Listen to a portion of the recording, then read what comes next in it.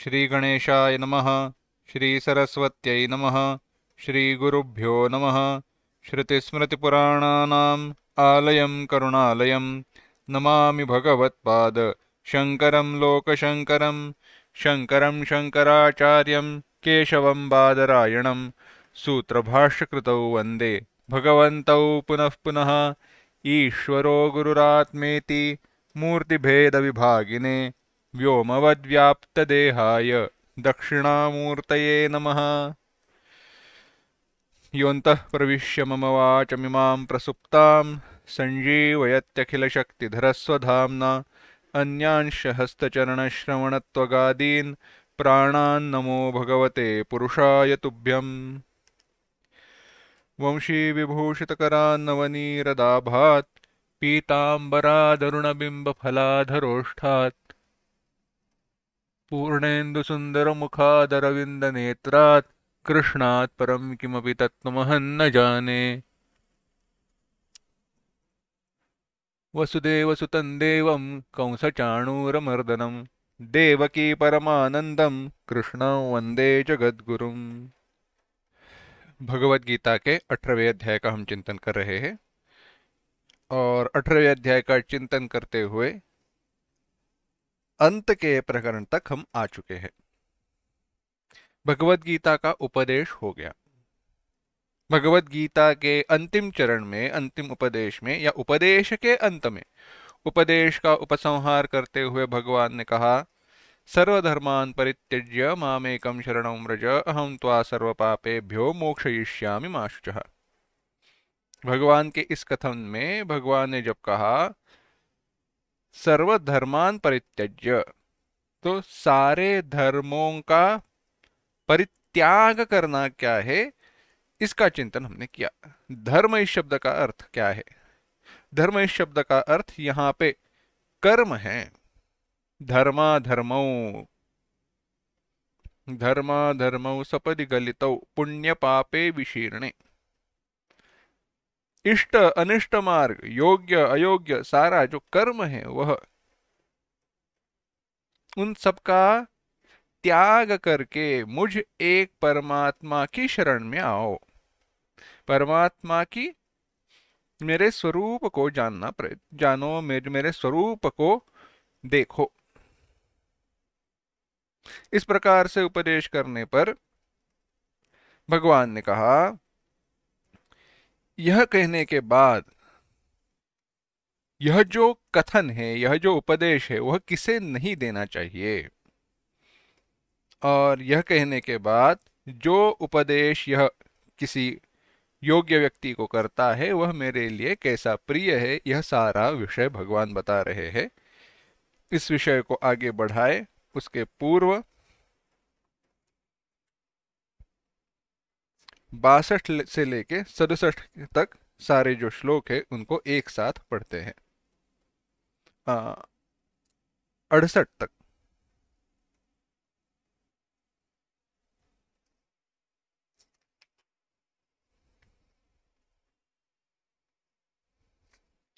तमेव शरणं गच्छ सर्वभावेन भारत तत्प्रसादात् परां शान्तिं स्थानं प्राप्स्यसि शाश्वतम् इति ते ज्ञानमाख्यातं गुह्याद् गुह्यतरं मया विमृश्यैतदशेषेण यथेच्छसि तथा कुरु सर्वगुह्यतमं भूयः शृणु मे परमं वचः इष्टोऽसि मे दृढमिति ततो वक्ष्यामि ते हितं मन्मना भव मद्भक्तः मद्याजी मां नमस्कुरु मामे वैष्यसि सत्यन्ते प्रतिजाने प्रियोऽसि मे।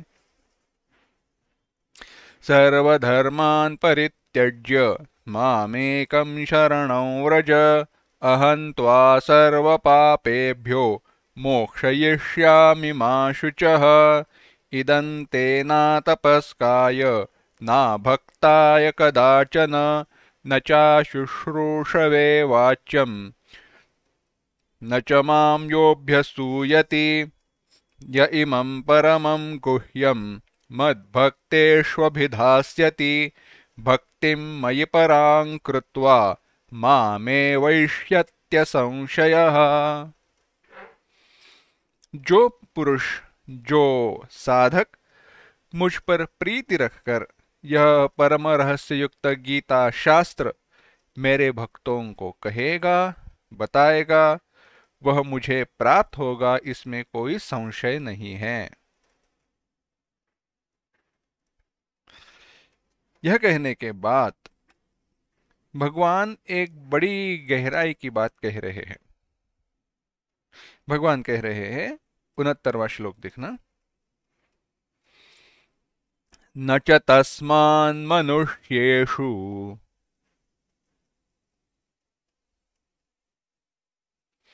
कश्चिन्मे प्रियकृत्तमः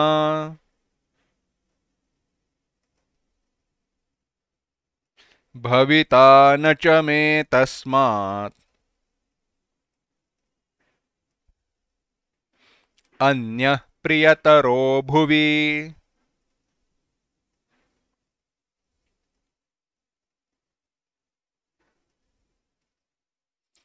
एक साथ, न च तस्मान् मनुष्येषु कश्चिन्मे प्रियकृत्तमः भविता न च मे तस्मात् अन्यः प्रियतरो भुवि। भगवान कह रहे हैं, तस्मात् इसीलिए, तस्मात् इसीलिए, और यहाँ पे संदर्भ है उस मनुष्य से जो मद्भक्तेष्वभिधास्यति कहा, जो मेरे भक्तों को यह गीता शास्त्र पढ़ाता है, जो मेरा मुझ पर प्रीति रखने वाला यह गीता शास्त्र मेरे भक्तों को पढ़ाता है, वह मुझे प्राप्त होता है, जो कथन है वह पुरुष, उससे मनुष्येषु सारे मनुष्यों में उस मनुष्य से कश्चिच्च में प्रियकृत्तमः न, कश्चिच्च कोई भी, प्रियकृत्तमः और प्रिय बढ़कर प्यारा, न कोई नहीं है, उससे अधिक प्रिय कोई मनुष्य नहीं है, सारे मनुष्यों में उससे अधिक प्रिय मुझे कोई नहीं है। भवि तस्मात् न च भविता, उससे और बढ़कर प्रिय इस पृथ्वी पर होगा नहीं, और न च तस्माद् अन्यतरः अन्यः प्रियतरः भुवि, भुवि पृथ्वी पर। भगवान कह रहे हैं, मेरा अत्यंत प्रिय कार्य करने वाला जो यह मनुष्य है, उससे अधिक प्रियतर कोई अन्य मनुष्य न पृथ्वी पर है न होगा। यानी ऐसे जो भगवान के प्रिय कार्य है वह करने वाले सारे एक समान ही प्रिय है भगवान को, क्योंकि वे और भगवान एक ही हो जाते हैं, कोई भेद नहीं है। तो भगवान के प्रिय होना है तो क्या करना चाहिए? भगवान के ऊपर, भगवान पे प्रीति रखकर, प्रेम रखकर, श्रद्धा रखकर उनके उपदेश का पालन करना चाहिए, और लोगों को जिन्हें आवश्यकता है, जरूरत है, श्रद्धावान अनसूयश्च, ऐसे जो लोग है, श्रद्धा युक्त है, असूयाहीन है, संशयादि दोष से रहित है, उनको उपदेश भी करना चाहिए। अत्यंत प्रिय कार्य करने वाला इन मनुष्यों से अधिक मुझे अत्यंत दूसरा कोई प्रिय नहीं है। इसीलिए यह जो दो श्लोक है 68 और 69, इन दोनों श्लोकों में भगवान ने कहा कि श्रद्धा और भक्ति पूर्वक भगवत भक्तों में गीता शास्त्र का प्रसार करना, यह जो कर्म है उसका महात्म्य क्या है और उसका फल क्या है, महत्व क्या है उसका, उसका फल क्या है, यह बताया। यह व्यक्ति, वह व्यक्ति जो ऐसे आचरण करता है वह मेरे लिए अत्यंत प्रिय हो जाता है, और वो मुझे प्राप्त होता है या फल है। यह सब कुछ विचार बताने के बाद भगवान कहते हैं,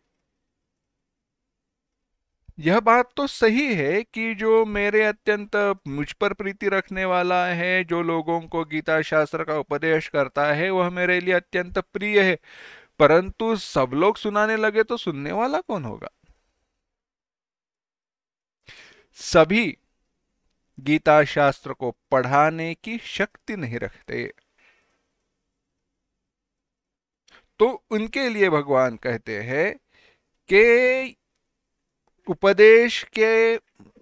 उपदेश करने वाले का या उपदेश करने का अधिकार सबको प्राप्त नहीं है। उपदेश प्राप्त करने का अधिकार बहुत लोगों को है, परंतु उपदेश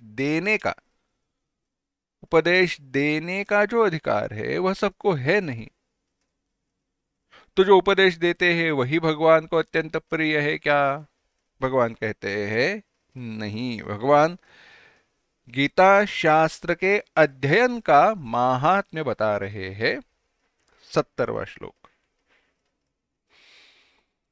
बड़ा महत्वपूर्ण श्लोक है। यह जो 70 से लेके अंत तक यह जो सारे श्लोक है वह ज्ञान की दृष्टि से, ज्ञान के उपदेश की दृष्टि से, भगवान की उपदेश का जो भाग है उपदेश की दृष्टि से गौण है, परंतु अधिकार, महत्व और भगवान ने किए हुए उपदेश का महत्व जानने के लिए, उसकी परिपूर्णता जानने के लिए इन श्लोकों को पढ़ना समझना आवश्यक है।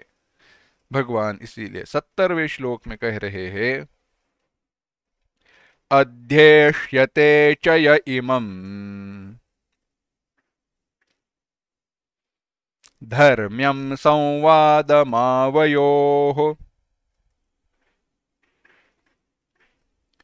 ज्ञानयज्ञेन तेनाहम् इष्टस्यामिति मे मतिः।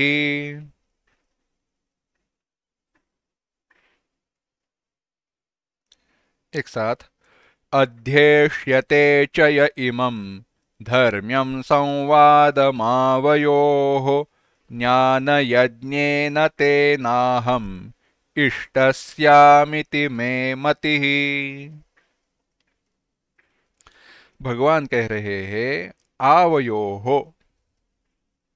हम दोनों का, हम दोनों के, इमं धर्म्यम, इस धर्ममय धर्मयुक्त, संवादम, संवाद रूप धर्मयुक्त गीता शास्त्र को, यह अध्येष्यते, जो पढ़ेगा, तेन, उसके द्वारा, अहम, मैं, ज्ञान यज्ञेन, ज्ञान यज्ञ से पूजित हो जाऊंगा, इष्टः स्याम, पूजित हो जाऊंगा, इति मे मति ही, ऐसी मेरी मति है, ऐसा मेरा निश्चय है। भगवान कह रहे हैं जो मनुष्य हमारे इस संवाद, हम दोनों के संवाद रूप धर्मयुक्त शास्त्र को, गीता ग्रंथ को पढ़ेगा, उसके द्वारा यह होगा कि वह जो उसका ज्ञान यज्ञ है, उस ज्ञान यज्ञ की समानता से गीता शास्त्र के अध्ययन का कौतुक करते हुए कह रहे हैं कि जो ऐसा अध्ययन करेगा, गीता शास्त्र का अध्ययन करेगा, वह उसके ज्ञान यज्ञ के द्वारा मैं पूजित हो जाऊंगा। तो भगवान की बड़ी सुंदर पूजा कैसी है, कौन सी है? ज्ञान यज्ञ, भगवत गीता को पढ़ना, यही ज्ञान यज्ञ, यही महत्वपूर्ण है। देखते हैं विस्तार से भगवान क्या कह रहे हैं। अध्येष्यते च य इमं धर्म्यं संवादम आवयोः। आवयोः संवादम, आवयोः हम दोनों का संवाद। अब आवयोः कहने का तात्पर्य भावार्थ क्या है? तो अर्जुन और भगवान कृष्ण, इन दोनों का जो संवाद है, इस संवाद रूप यह जो गीता शास्त्र है, इस गीता शास्त्र में मनुष्य के द्वारा गीता शास्त्र का अध्ययन करना चाहिए। गीता, ये भज गोविंदम, भज गोविंदम में बड़ा सुंदर एक चरण आया। भगवान भाष्यकार आदि शंकराचार्य जी वहां पर कह रहे हैं, ज्ञेयम गेयम गीता नाम सहस्रम। गेयम गीता, भगवत गीता को जानना चाहिए, गाना चाहिए। भगवत गीता किंचित अधीता गंगा जललव कणिका पीता सकृदपि येन मुरारि समर्चा क्रियते तस्य न यमिति क्रियते तस्य यमेन न चर्चा। भगवत गीता किंचित अधीता, भगवत गीता का थोड़ा भी अध्ययन करे तो भी, और आगे और कुछ मार्ग बताए हैं। गीता गंगा जललव कणिका पीता, गंगा का थोड़ा भी पानी पिया जाए, उसके द्वारा यम के साथ चर्चा नहीं होती, यमराज के साथ चर्चा नहीं होती, माने वह मृत्यु को प्राप्त नहीं होता। तो भगवत गीता का थोड़ा सा पठन करना चाहिए। अध्यक्षते च इमम, भगवान यहीं पे यहां पे वही कह रहे हैं। परंतु अध्ययन करना क्या है? गीता शास्त्र का अध्ययन जो है उसका महात्म्य यहाँ पे भगवान कह रहे हैं। अध्ययन के लिए जो असमर्थ है उनके लिए अगले श्लोक में बताने वाले हैं। तो अध्ययन भगवत गीता का है क्या, उसे समझना आवश्यक है। देखो, आजकल परंपरा, वैसे अध्ययन की परंपरा खंडित हुई है, काल का परिणाम है।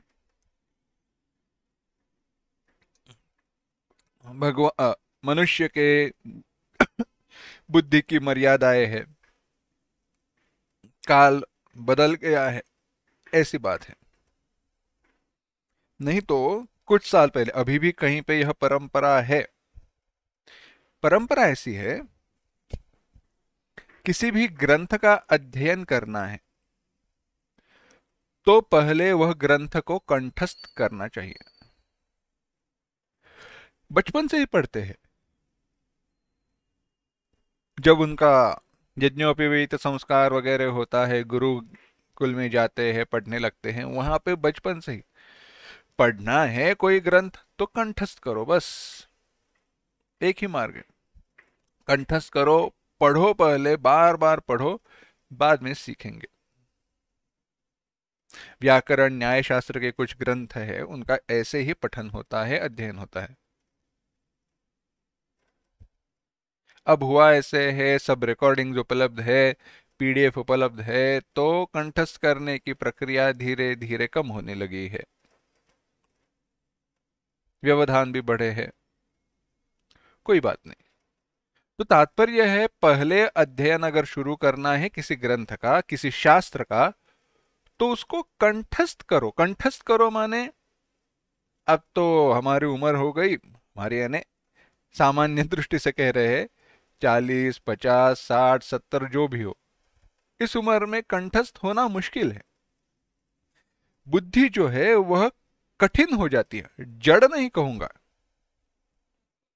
बुद्धि कठिन हो जाती है। कठिन हो जाती है माने, अब उसको एक मिट्टी का गोला है, गीला है, तो उसे कौन सा भी आकार देना संभव है, परंतु वही अब सूखने लगा, उसमें से पानी धीरे धीरे कम होने लगा, तो उसको आकार देना मुश्किल हो जाता है। ऐसे ही यह मिट्टी का, यह मन का है। जैसे ही हमारे आयु जैसी जैसी बढ़ते जाती है वैसे वैसे यह कंठस्थ करने की प्रक्रिया, कंठस्थ करने का सामर्थ्य कम हो जाता है। कोई बात नहीं, बार बार पढ़ो भगवत गीता को। पहले बार बार पढ़ने के बाद उसमें आए विषय, शब्द, सामान्य अर्थ, इससे हम परिचित हो जाते हैं। यह करने के बाद अर्थ की मीमांसा, उसमें जो अर्थ बताया उसको गहराई से झांकना चाहिए, देखना चाहिए, पढ़ना चाहिए, सीखना चाहिए। भगवान यहाँ पे भगवत गीता में कर्मयोग क्यों कह रहे हैं, किसे कह रहे हैं, किस लिए कह रहे हैं, कब कह रहे हैं, किस दृष्टि से कह रहे हैं, क्यों कह रहे हैं, क्या कहा है, यह सारे जो विचार है, इन सारे विचारों को वहां पे देखना चाहिए। इस प्रकार से सारे विचार भगवत गीता में क्या आया, क्या नहीं आया, क्यों आया, कैसे आया, किस संदर्भ में आया, इस प्रकार से अध्ययन करते करते भगवत गीता का पाठ तो कर लिया, पाठ कर लिया माने कंठस्थ तो कर ली, बार बार पढ़ते तो है, अब अर्थ का भी ज्ञान होता है। तो होगा क्या, बात समझना। भगवत गीता जैसे भगवान के द्वारा बताए गए उपदेशात्मक ग्रंथ है, वह ग्रंथ का पठन भी पुण्यात्मक है। भगवत गीता का पठन करना भी बहुत पुण्य का काम है।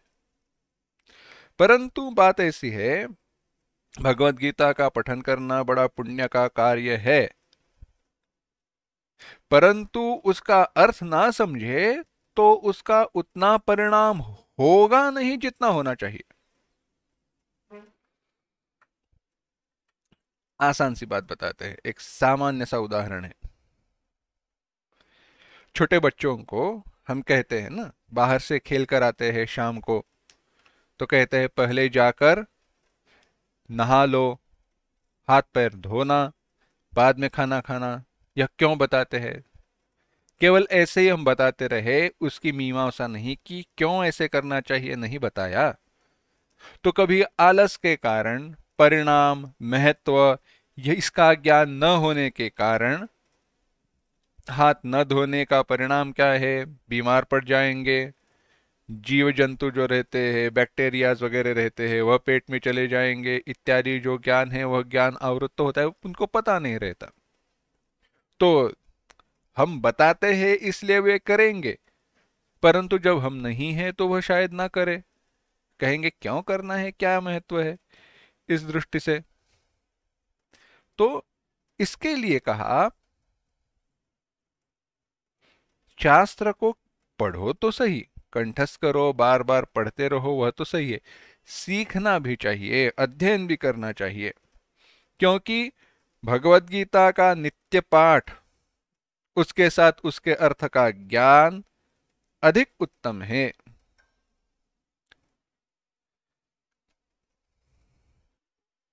एक और उदाहरण देते हैं। भगवान कृष्ण का वर्णन कई जगह पर आया, कई सारे ग्रंथों में आया है, उनका जीवन चरित्र भागवत में तो बड़ी विस्तार से आया है, महाभारत में भी है। तो बात ऐसी हो जाती है, अगर ऐसी बात है तो क्यों पढ़े? तो बात ऐसी है, जब हम जानते हैं चरित्र को तो उनके प्रति प्रीति, आदर बढ़ जाता है। इसलिए ना पढ़ना ही केवल नहीं है, अर्थ को भी समझना है। ऐसे अर्थ सहित ज्ञान के साथ पढ़ो तो परिणाम अधिक फलदायी है। इसीलिए कहा, यह जो इस धर्म संवाद को, धर्मयुक्त धर्ममय संवाद को, हम दोनों के, अर्जुन तुम्हारे और मेरे इस संवाद को जो पढ़ेगा, उसके उस अध्ययन के द्वारा मैं पूजित तो हो जाऊंगा।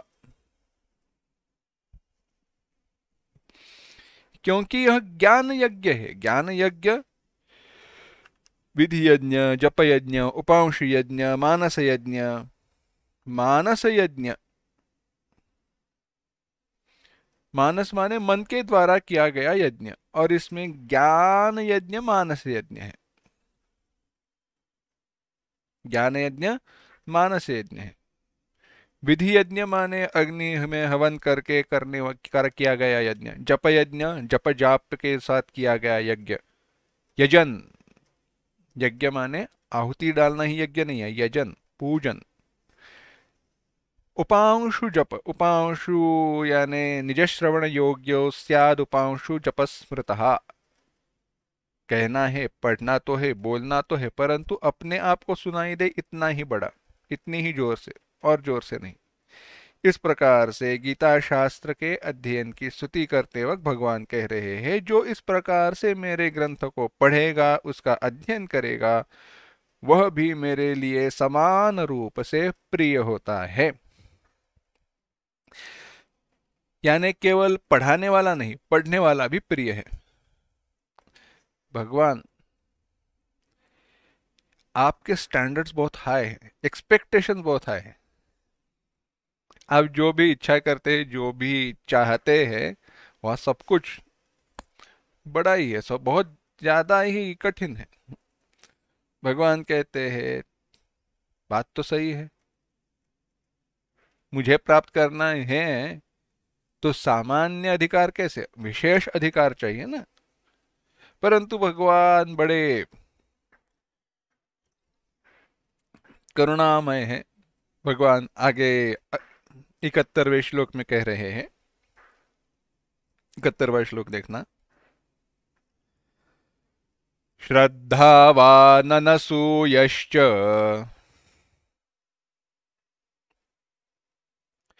शृणुयादपि यो नरः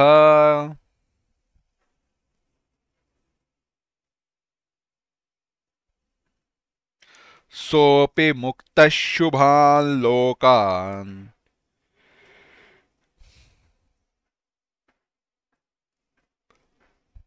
प्राप्नुयात् पुण्यकर्मणाम्।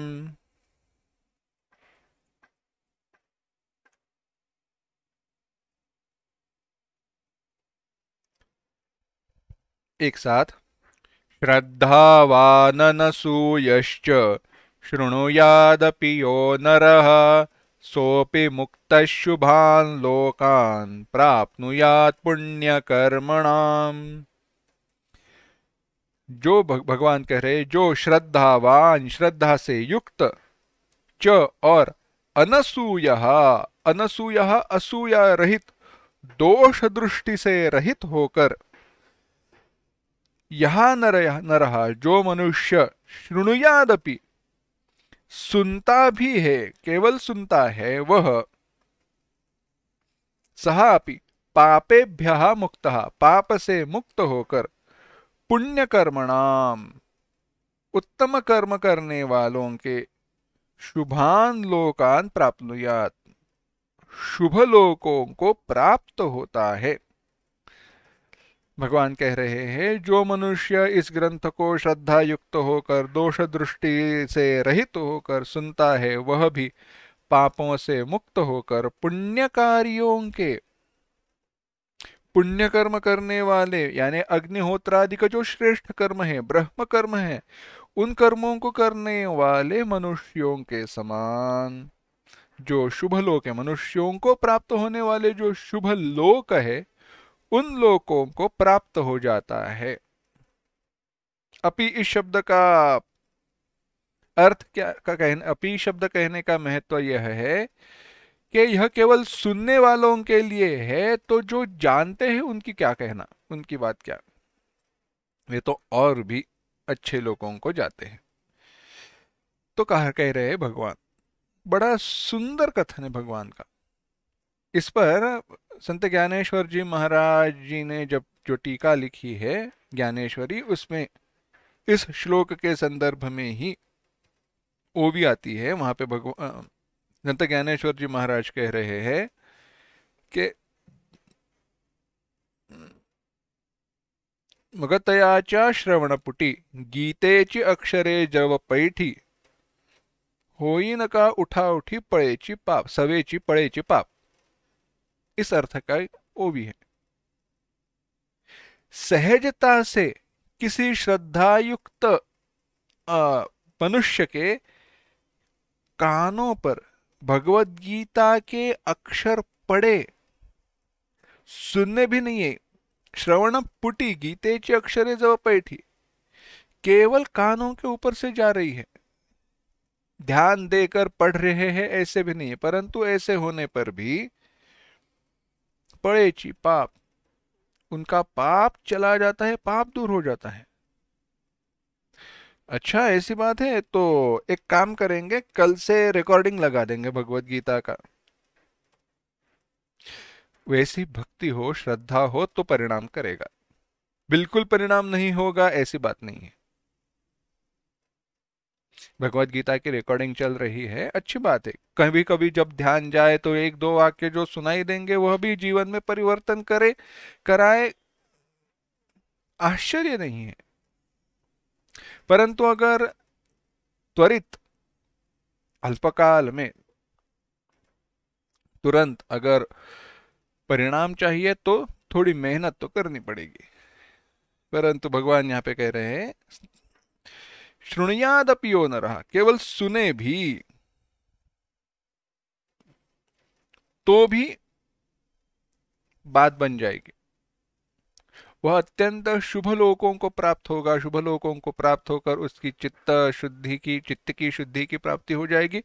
अगर मोक्ष तक पहुंचा तो बहुत ही अच्छी बात है।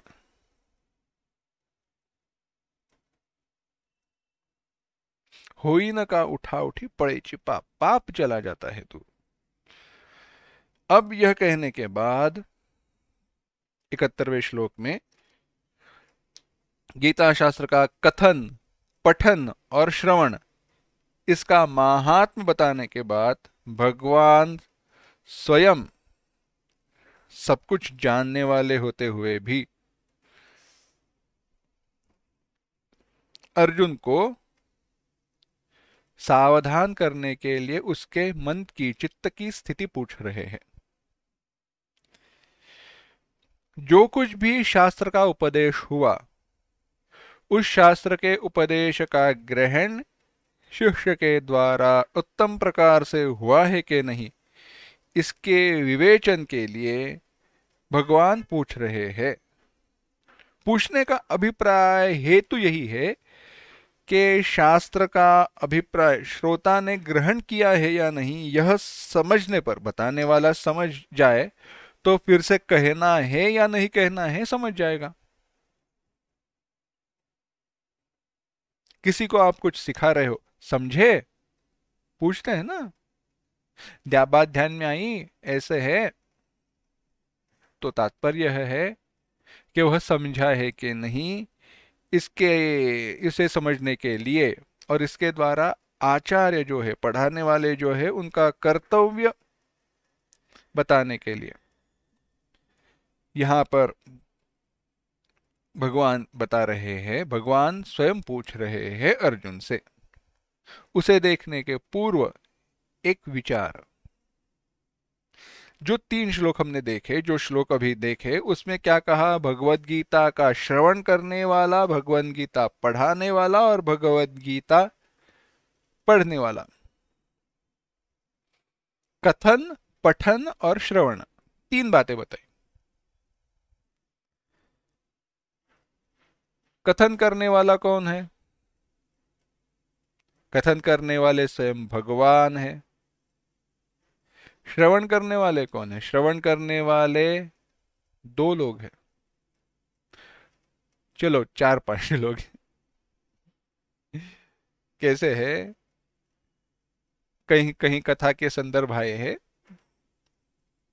अर्जुन को भगवत गीता बताई, तब और कुछ लोगों ने सुनी, स्वयं संजय ने तो सुनी ही क्योंकि दिव्य दृष्टि थी। अर्जुन के साथ हनुमान जी ने भी सुनी क्योंकि वे ध्वजा के ऊपर, अर्जुन के रथ के ध्वजा के ऊपर बैठे थे। धृतराष्ट्र ने सुनी संजय के मुख से, और बर्बरिक जो घटोत्कच का पुत्र था उसने भी सुनी क्योंकि वह युद्ध देखना चाहता था, उसके सर का काट दिया था और वहां पे रखा था, वह कथा भिन्न है। बर्बरिक बड़ा बड़ा शक्तिशाली था। उसने प्रतिज्ञा की थी कि जो बाजू हार जाएगी, जो बाजू कमजोर पड़ेगी, वहां उसके तरफ से उस बाजू के से मैं लड़ूंगा। सामान्य सी बात थी कि कौरवों की जो बाजू है वह कमजोर थी, तो बर्बरिक उनके साथ लड़ता तो उसको हराना मुश्किल था। इसीलिए भगवान ने बुद्धि चलाई, उसके उसके सामने जाकर वर मांगा, भिक्षा मांगी और वरदान में यह बात मांगी। ऐसी कथा है। तात्पर्य किसने सुनी, कब सुनी, क्या सुनी, वह बात नहीं है। तात्पर्य यह है, भगवत गीता के संदर्भ में हमें कथन करने वाला, पठन करने वाला, श्रवण करने वाला तीनों मिलते हैं। कथन करने वाले स्वयं भगवान है।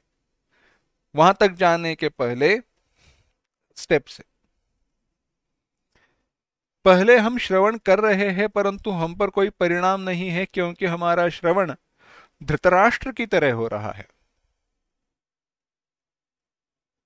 संजय ने सुनाया परंतु धृतराष्ट्र के अंतःकरण के ऊपर परिणाम हुआ नहीं।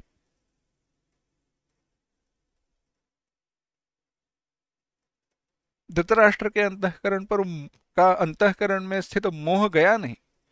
जब दुर्योधन की मृत्यु हुई, सारे पुत्र हाथ से चले गए, तब उसकी आंखें खुली, फिर से उपदेश की इच्छा की, इत्यादि वह कथा बाद में आती है। तो तात्पर्य यह है, पहले भगवत गीता हम तो सुनते हैं परंतु उस श्रवण में श्रद्धा न होने के कारण वह श्रवण धृतराष्ट्र की तरह है। उसके बाद सुननी चाहिए। कैसे? कहना है तो संजय की तरह या अर्जुन की तरह। संजय की तरह तटस्थ बुद्धि से श्रवण का अवसर मिला है, इसलिए जिसे उपदेश दिया जा रहा है वह भिन्न है, परंतु वहां पे उपस्थित है, श्रवण करने का अवसर मिला है, इसलिए श्रवण करो। संजय को भी अवसर मिला, संजय को भी वह वरदान मिला, इसके कारण वह देख पाया, जान पाया, समझ पाया। और बाद में फिर से भगवत गीता का श्रवण करो अर्जुन की तरह। जैसे अर्जुन ने उपदेश किया, अर्जुन ने बताया, अर्जुन की तरह करो श्रवण भगवत गीता का। उसके बाद क्या करना है? उसके बाद बाकी कुछ नहीं। भगवत स्वरूप को प्राप्त होकर भगवत गीता लोगों को पढ़ाओ।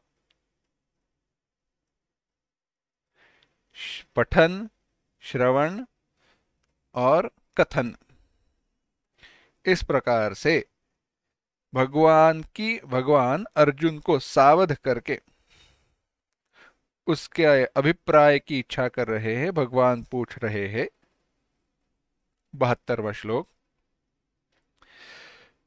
कच्चिदेतच्छ्रुतं पार्थ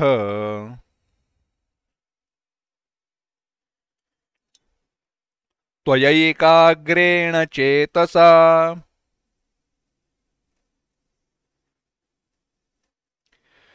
कच्चिदज्ञानसम्मोहः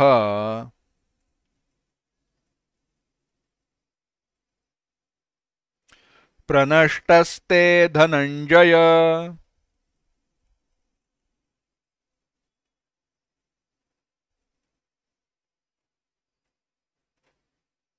एक साथ, कच्चिदेतच्छ्रुतं पार्थ त्वयैकाग्रेण चेतसा कच्चिदज्ञानसम्मोहः प्रनष्टस्ते धनंजय। भगवान कह रहे हैं, हे पार्थ, हे अर्जुन, एतत् गीता शास्त्रम, यह गीता शास्त्र, त्वया एकाग्रेण चेतसा, तुम्हारे द्वारा, एकाग्रेण चेतसा, एकाग्र चित्त से सुनकर, क्या बुद्धि में स्थिर किया गया है? कच्चित श्रुतम, क्या तुम्हारे द्वारा सुना गया है? बुद्धि में उसे स्थिर किया गया है? हे धनंजय,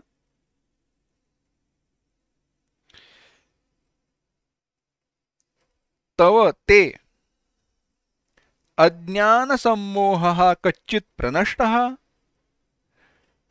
अज्ञान जनित मोह जो कुछ भी है वह नष्ट हुआ है। क्या नष्ट हुआ? भगवान अर्जुन से पूछ रहे हैं, हे पार्थ, हे अर्जुन, तुमने मेरे द्वारा कहा गया यह जो गीता शास्त्र का ज्ञान है, गीता शास्त्र है, क्या तुम्हारे द्वारा इसे एकाग्र चित्त से सुना गया है?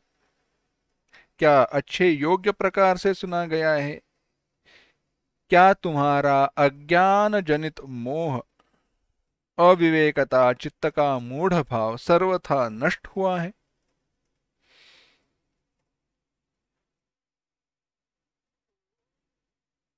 इस पर अब अर्जुन उत्तर दे रहे हैं। प्रश्न सामान्य है, क्या तुम जान गए? क्या परिणाम हुआ कथन का? क्या बात है, कहो। तब अर्जुन कह रहे हैं, 73वां श्लोक,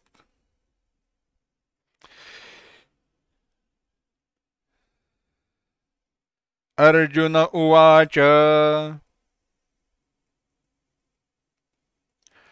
नष्टो मोहस्मृतिर्लब्धा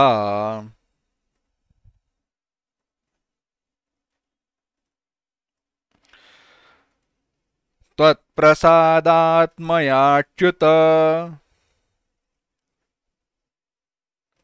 स्थितोऽस्मि गतसन्देहः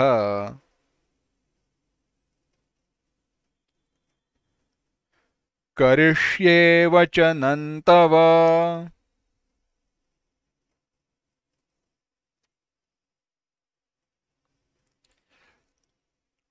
एक साथ, अर्जुन उवाच नष्टो मोहस्मृतिर्लब्धा त्वत्प्रसादान्मयाच्युत स्थितोऽस्मि गतसन्देहः करिष्ये वचनं तव। अर्जुन कह रहा है, हे अच्युत, हे अच्युत, हे धनंजय, हे कृष्ण, त्वत्प्रसादात, तुम्हारी कृपा से, मेरा मोह नष्ट हो गया है, और च मया स्मृति ही लब्धा, मेरे द्वारा स्मृति प्राप्त हुई है। आत्म विषयक स्मृति को भी प्राप्त कर लिया है।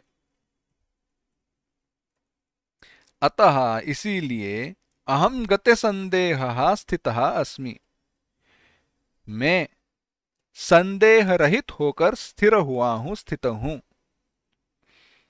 इसीलिए तव वचनम करिष्ये, तुम्हारे वचन का पालन करूंगा, तुम्हारी बात मानूंगा। भगवान कह रहे हैं,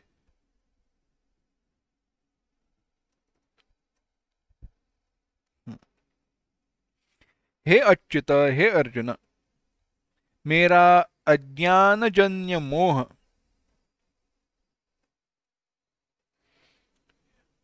हे अच्युत, हे कृष्ण, मेरा अज्ञानजन्य मोह जो कि समस्त संसार रूप, इस यह जो सारा संसार है, इस संसार के अनर्थ का कारण था,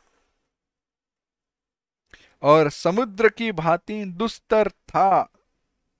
अब था, अब बचा नहीं, इसलिए कहा जो था, दिखाई दे रहा था, मुझे लग रहा था, वह नष्ट हो गया है। संशय चला गया है, संशय दूर हो गया है। हे अच्युत, आपकी कृपा से, कृपा के आश्रित होकर, तुम्हारी कृपा के आश्रित होकर मैंने आत्म विषयक स्मृति को भी प्राप्त कर लिया है, जिसे प्राप्त करने से सारी हृदय की ग्रंथियां, सारे संशय नष्ट हो जाते हैं। इस मोहनाश के द्वारा यह बात भगवान ने दिखाई है कि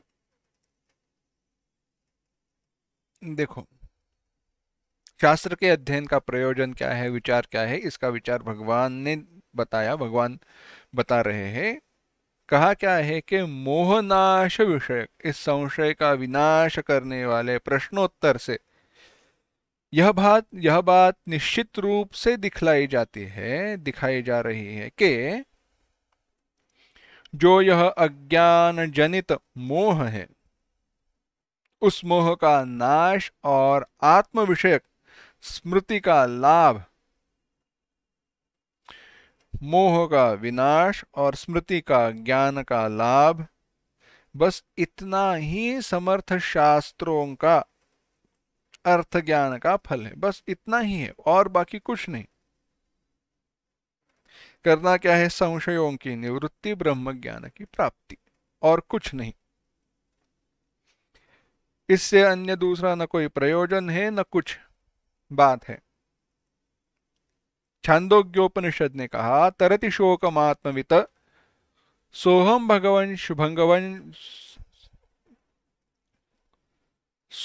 भगवन् शोचामि तम्मा भगवान शोकस्य पारं तारयतु।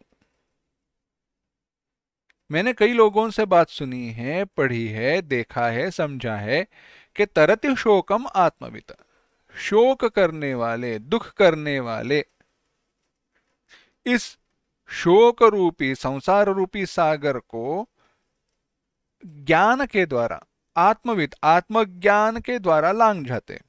जो आत्मज्ञानी मनुष्य है वह इस शोक रूपी संसार को, सागर को लांघ कर आगे जाते हैं। मैं शोक कर रहा हूं, मैं दुख कर रहा हूं, इसीलिए मैं आपकी शरण में आया हूं। तम्मा भगवान शोकस्य पारं तारयतु, आप मुझे इस शोक संसार सागर से दूर ले जाओ। इस प्रकार से छांदोग्य श्रुति में विचार आया। यही विचार यहां पर है। नष्टो मोहः स्मृतिर्लब्धा, मेरे अंतःकरण के सारे मोह, सारा शोक, सारे दुख जो है वह नष्ट हो चुके हैं। स्मृतिर्लब्धा, वह ब्रह्म ज्ञान मुझे प्राप्त हो गया है और मैं अब संशय रहित हुआ हूं। इसीलिए क्या करूंगा? करिष्ये वचनं तव, भगवान आप जो कह रहे हैं वही बात मैं करूंगा। तस्माद् युध्यस्व भारत, तुम्हें युद्ध करना ही होगा भगवान। मैं आपको हृदय में रखकर युद्ध करूंगा, आपको मन में रखकर युद्ध करूंगा।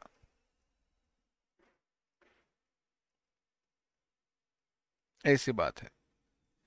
कह रहे हैं भगवान से अर्जुन, भगवान आपने क्या कहा?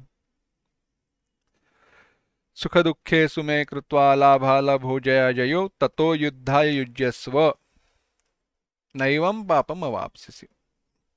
तुम्हें युद्ध तो करना ही होगा, परंतु कैसे युद्ध करो? सुख दुखे समय कृत्वा लाभालाभो जया जयो, सुख दुख, लाभ अलाभ, विजय पराजय, इन सबको समान करके माने अपने जीवत्व को छोड़कर आत्मस्वरूप को प्राप्त होकर अगर ब्रह्म ज्ञान के साथ कर्मयोग के रूप से या लोक संग्रह की दृष्टि से कर्म करते हुए युद्ध करो।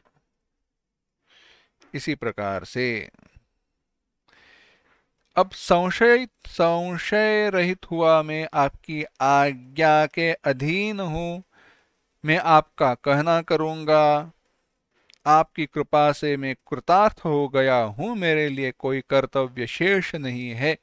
ऐसा भाव यहां पर अर्जुन ने प्रकट किया।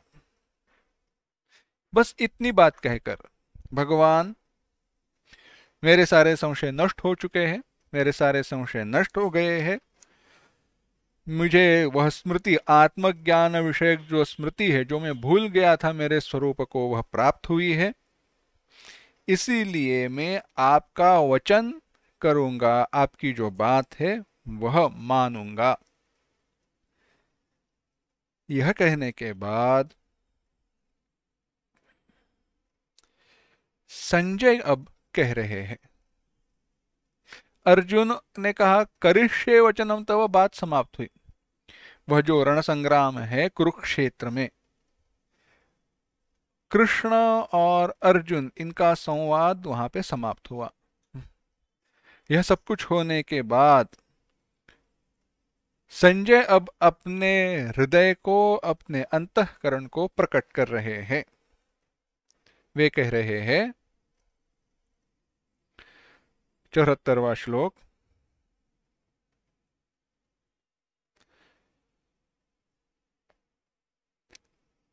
संजय उवाच इत्यहं वासुदेवस्य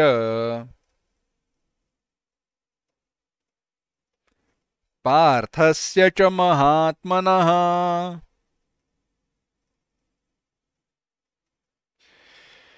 संवादमिममश्रौषम्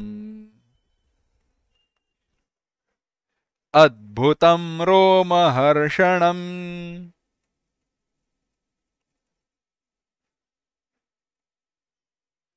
एक साथ, इत्यहं वासुदेवस्य पार्थस्य च महात्मनः संवादमिममश्रौषम् अद्भुतं रोमहर्षणम्।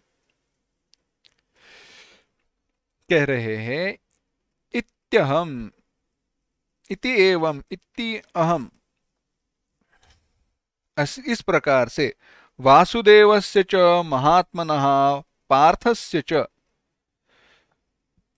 भगवान वासुदेव के, वासुदेव भगवान और महात्मा अर्जुन, इन दोनों का जो इमम अद्भुतम संवादम, अद्भुत रहस्य युक्त रोमांचकारी जो संवाद है, विस्मयकारक रोमांच करने वाला जो संवाद है, वह संवाद अहम अश्रौषम, मैंने सुना। इस प्रकार मैंने यह जो उपर्युक्त अद्भुत विस्मयकारक रोमांच करने वाला भगवान वासुदेव और महात्मा अर्जुन का संवाद सुना। और संजय, आपने, संजय जी, ये बात कैसे सुनी, कहाँ से सुनी, कब सुनी? वह तो रण बैटलफील्ड पे, कुरुक्षेत्र पर है, आप यहाँ पे बैठे हो। आप कह रहे हैं सुनी, आप सुना है, आपके ऊपर हमारा विश्वास है, परंतु यह जो संवाद आपने सुना है, कैसे सुना, क्यों प्राप्त हुआ? यही बात को बताने के लिए मेरे लिए यह अद्भुत आश्चर्य उपदेश सुनना बड़ा कृपा प्रसाद है, मेरे लिए अत्यंत भाग्य की बात है। यही बात को दोहराने के लिए भगवान अब संजय जी कह रहे हैं, संजय कह रहे हैं, 75वां श्लोक, व्यास प्रसादात् श्रुतवान्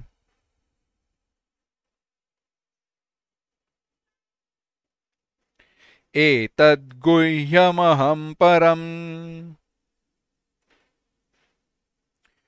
योगं योगेश्वरात् कृष्णात् साक्षात् कथयतः स्वयम्।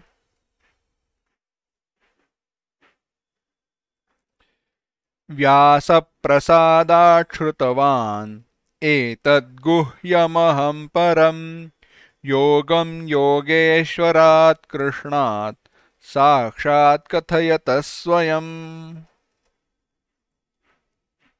कह रहे हैं अर्जुन, हे अर्जुन नहीं, धृतराष्ट्र से, हे राजन, व्यास प्रसादात, भगवान वेद व्यास जी की प्रसाद से, कृपा से, उनसे दिव्य चक्षु पाकर, कथा का संदर्भ आता है बाद में देखेंगे थोड़ा, उनसे द्वारा दिव्य दृष्टि पाकर इस गुह्य संवाद को, इस रहस्यमय संवाद को, जो गुह्यम गोपनीयम योगम, गुह्य गोपनीय रहस्ययुक्त ज्ञान परम योग को मैंने सुना, यह संवाद रूप योग को मैंने योगेश्वरात साक्षात, भगवान श्री कृष्ण को साक्षात स्वयं कहते हुए सुना है। यानी रिपीट टेलीकास्ट नहीं, जिस समय जब भगवान कृष्ण अर्जुन को उपदेश कर रहे थे तभी मैंने सुना है।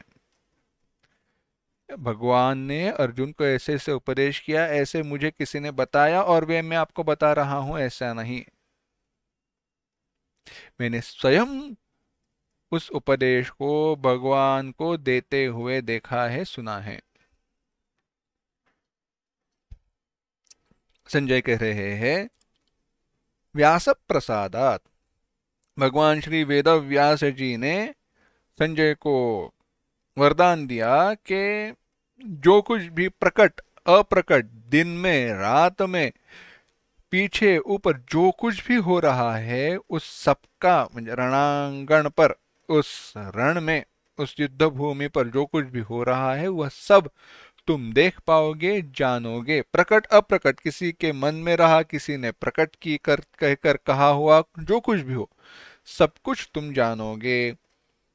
ऐसी जो अद्भुत शक्ति भगवान वेद व्यास जी ने मुझ पर कृपा करके दी, उसका परिणाम ऐसे हुआ कि भगवान का यह दिव्य संदेश मुझे सुनने को मिला, नहीं तो यह सुनने का अवसर मुझे नहीं मिलता था। इसीलिए भगवान वेद व्यास जी की कृपा से उनके द्वारा दिव्य चक्षु पाकर इस परम गुह्य संवाद को मैंने सुना।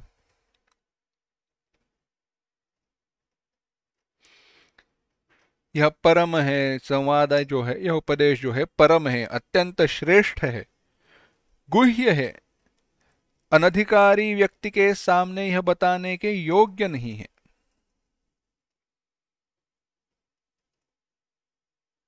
ऐसे कहकर भगवान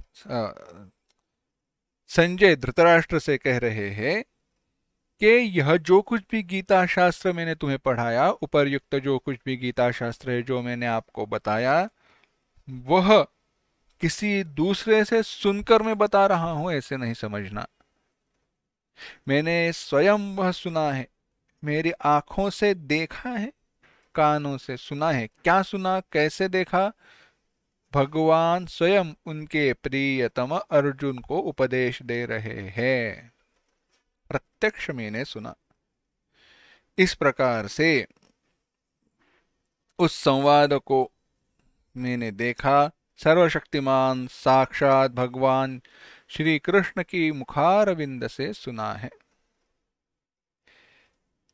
यह जो अत्यंत दुर्लभ गीता शास्त्र है, इसके सुनने का महत्व प्रकट करते हुए संजय अपने स्थिति का वर्णन कर रहे हैं। अगले जो 2 श्लोक है फिर से बड़े करुणापूर्ण है, भावनापूर्ण है, भावपूर्ण है। 76 और 77वां श्लोक दोनों एक साथ देखते हैं, समान है थोड़े। राजन् संस्मृत्य संस्मृत्य संस्मृत्य संवादमिममद्भुतम् केशवार्जुनयोः पुण्यम् हृष्यामि च मुहुर्मुहुः। एक साथ, राजन् संस्मृत्य संस्मृत्य संवादमिममद्भुतम् केशवार्जुनयोः पुण्यम् हृष्यामि च मुहुर्मुहुः। कह रहे हैं, 77वां भी एक साथ पढ़ते हैं। एक बार आप एक बार पीछे से पढ़ना, बाद में एक साथ पढ़ेंगे। तच्च संस्मृत्य संस्मृत्य रूपमत्यद्भुतं हरेः विस्मयो मे महान् राजन्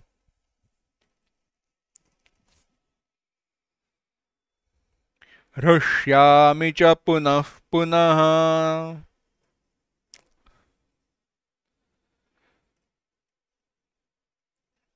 एक साथ, 77वां श्लोक एक साथ। तच्च संस्मृत्य संस्मृत्य रूपमत्यद्भुतं हरेः विस्मयो मे महान् राजन् हृष्यामि च पुनः पुनः। भगवान कह रहे हैं, हे राजन, हे राजा, सुनो। केशवार्जुनयोः इमं, हे केशव और अर्जुन के इस इमं अद्भुतम संवादम, अत्यंत अद्भुत परम पवित्र जो संवाद है, उस संवाद को संस्मृत्य संस्मृत्य पुनः पुनः याद करके, स्मरण करके, कैसा है यह? पुण्यम, कल्याणकारी है। ऐसे अद्भुत संवाद को सुनकर, बार बार उसका स्मरण करके, हृष्यामि च मुहुर्मुहुः, बारंबार हृष्यामि, हर्षित हो रहा हूं, सुखी हो रहा हूं। इतना ही नहीं, तच्च संस्मृत्य संस्मृत्य, हे राजन, उसका स्मरण करके, बारंबार स्मरण करके। किसका? रूपमत्यद्भुतम हरेः, वह जो अद्भुत विश्व रूप है, उसका दर्शन करते हुए, उसका स्मरण करते हुए, विस्मयो में महान राजन, मेरे हृदय में मुझे बड़ा आश्चर्य हो रहा है, मैं बारंबार हर्षित हो रहा हूं। हृष्यामि च पुनः पुनः, हर्षित हो रहा हूं, सुखी हो रहा हूं, आनंदी हो रहा हूं। देखो, कभी कभी कुछ बात पुरानी याद आती है, कुछ अनुभव हमारा फिर से ताजा हो जाता है और हम मन ही मन हंसते हैं, आनंदी सुखी हो जाते हैं।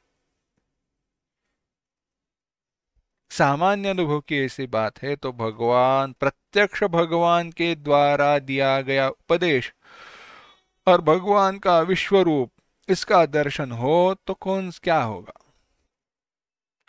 छूटेगा ही नहीं। देखो, 76 और 77वें श्लोक में कोई नावीन्यपूर्ण, कोई विशेष बात बताई नहीं है, परंतु बात विशेष है। संजय क्या कह रहे हैं? देखो, दोनों श्लोक में संजय कह रहे हैं, हे राजन, हे धृतराष्ट्र, केशव और अर्जुन, भगवान कृष्ण और अर्जुन के इस परम पवित्र सुनने मात्र से जो पापों का नाश करने वाला है, ऐसा पुण्यकारक जो अद्भुत संवाद है, उस संवाद को मैंने सुना है और अब उस संवाद का बारंबार स्मरण करके मैं हर्षित हो रहा हूं, आनंदी हो रहा हूं, सुखित हो रहा हूं।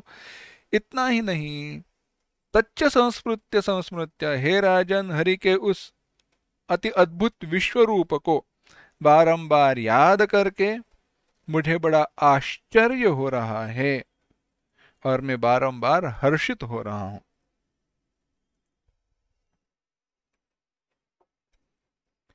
इसमें देखो शब्द क्या कहे, राजन संस्मृत्य संस्मृत्य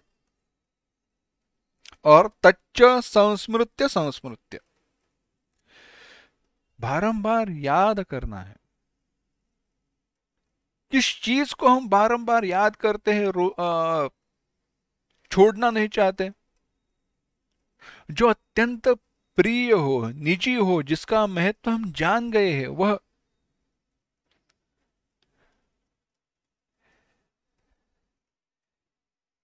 कैसे है?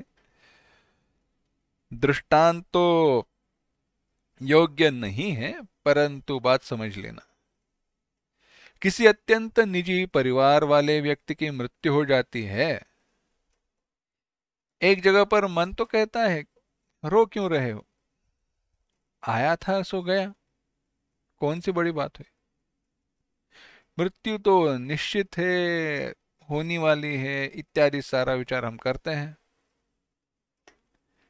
परंतु बात ऐसी है, यह सब कुछ कहने के बाद, यह सब कुछ होने के बाद भी बार बार उनके साथ बिताए जो क्षण हैं, वह जो समय है, वह सारे अनुभव है, उनको याद कर कर के हम रोते हैं। उन यादों को छोड़ना नहीं चाहते। यह सामान्य जीवों के साथ आया जो संबंध और उसके द्वारा प्राप्त हुए जो अनुभव है, उसके बारे में है। तो भगवान ने कहे उपदेश के बारे में क्या, बारंबार स्मरण क्यों करना है? अब मैं भूलना नहीं चाहता जो भगवान ने कहा है, मैं उसे याद रखना चाहता हूं, इसीलिए मैं बारंबार सुन रहा हूं। बारंबार जब मैं सुन रहा हूं, बारंबार उसका स्मरण कर रहा हूं, तो नए नए अर्थ मुझे प्राप्त हो रहे हैं, नए नए विचार मुझे प्राप्त हो रहे हैं, इसलिए मैं और ज्यादा हर्षित हो रहा हूं।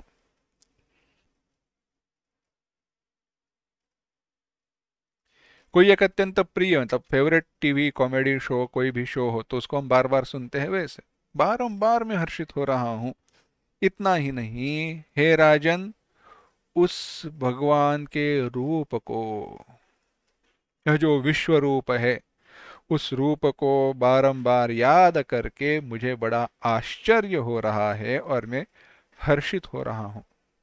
किसी को देखने को नहीं मिला, मैंने देखा, मैं देख पाया। क्या कहे भगवान का वह रूप, मैंने तो आपको कथन करके बताया ना, परंतु मैंने स्वयं साक्षात देखा। भगवान का हुआ अत्यंत विस्मयकारी, आश्चर्यकारक, आश्चर्यजनक, अत्यंत सुंदर ऐसा जो रूप है, उसे याद कर कर के मैं बहुत हर्षित हो रहा हूं। और क्या कहना राजन, एक बात सुनो। ऐसे कहकर 78वें श्लोक में संजय धृतराष्ट्र से कुछ कहने वाले हैं, जो भगवत गीता का दूसरा उपसंहार है, उपक्रम और उपसंहार।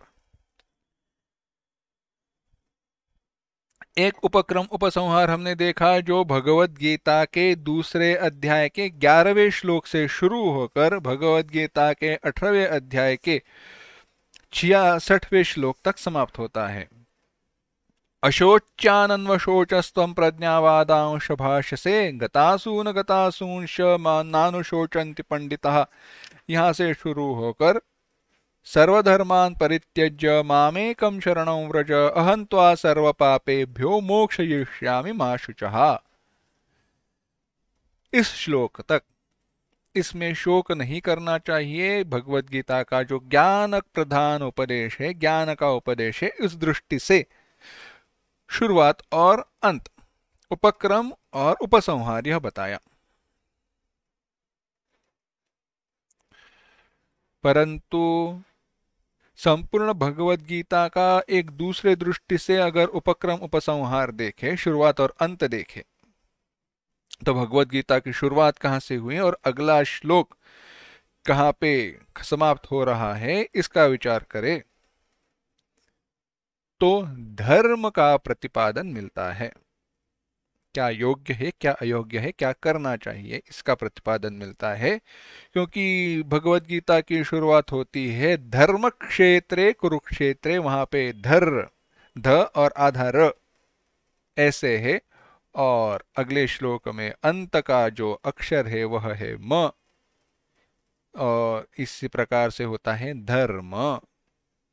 तत्र श्रीर्विजयो भूति ध्रुवा नीतिर्मतिर्मम, यह सारा जो विचार आखिरी श्लोक में भगवान संजय कह रहे हैं, उसका चिंतन संपूर्ण भगवत गीता का एक पूर्वावलोकन करते हुए हमें करना है, परंतु वह संपूर्ण भगवत गीता का एक रिकैप और इस अंतिम आखिरी श्लोक का विचार हम अगले पाठ में देखेंगे। ओम असतो मा सद्गमय, तमसो मा ज्योतिर्गमय, मृत्योर्मा अमृतंगमय। ओम शांति शांति शांति। हरि ओम। श्री गुरुभ्यो नमः। हरि ओम।